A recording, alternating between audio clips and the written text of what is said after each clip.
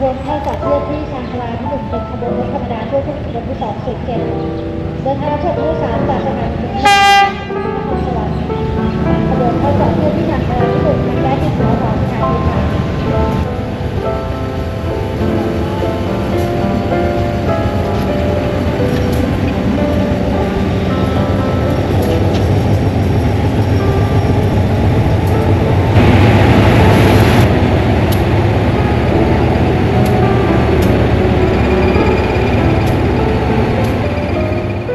ขบวน 207 กรุงเทพนครสวรรค์นะครับ